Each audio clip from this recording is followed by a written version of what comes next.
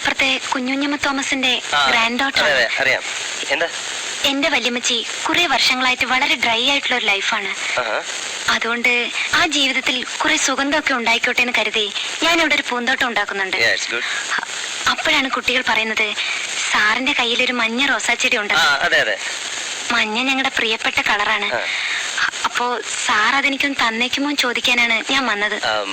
മഞ്ഞ റോസ് വേണമല്ലേ? അത് പിന്നെ നിങ്ങൾ അപ്പുറത്തെ വീട്ടിലെ ഒരു പെൺകുട്ടി, ഞാനിവിടെ ഒറ്റയ്ക്ക് കഴിയുന്ന ഒരാള്. അപ്പം നമ്മൾ തമ്മിലുള്ള ഇനിയുടെ റിലേഷൻഷിപ്പ് എങ്ങനെയുണ്ടെന്ന് നോക്കട്ടെ.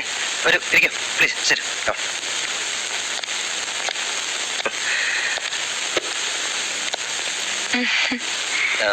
പേരെന്താ? ഗേളി. ഗേളി മാത്യു. Sweet name. പക്ഷെ ഞാൻ പസ് എന്ന് വിളിക്കും. അതാ സൗകര്യം. പ്ലീസ്. ഡൽഹിയിലായിരുന്നല്ലേ? ഇപ്പോഴെന്താ വെക്കേഷൻ ആണോ? അല്ല, ഒളിച്ചോടിയതാ. എന്താ? ഒരു രസം. ഈ ഡ്രസ്സൊക്കെ ഡൽഹി തയ്പ്പിച്ചാണോ? ഹേയ്, റെഡിമെയ്ഡ് വാങ്ങിയതാ. ഇതൊക്കെ നന്നായി ചേരുന്നുണ്ട്. പക്ഷെ ഈ കണ്ണാടി ഉണ്ടല്ലോ ഭയങ്കര ബോറാ. കുറച്ച് സ്മോൾ സൈസാ ചേരുന്നത്. ഈ കണ്ണാടി ഒരു പ്രത്യേക തരമാ. എന്ത് പ്രത്യേകത? ഈ കണ്ണാടിക്ക് കോസ്മോ ഫ്രിൽ എന്ന് പറയും. എന്റെ ഫ്രണ്ട് ഫിലാഡൽഫിയയിൽ നിന്നും കൊണ്ടുവന്നതാ. ഇത് വെച്ചാ മനുഷ്യരിട്ടിരിക്കുന്ന ഡ്രസ്സുകളൊന്നും കാണില്ല. പിന്നെ ശരീരം മാത്രമേ കാണുള്ളൂ.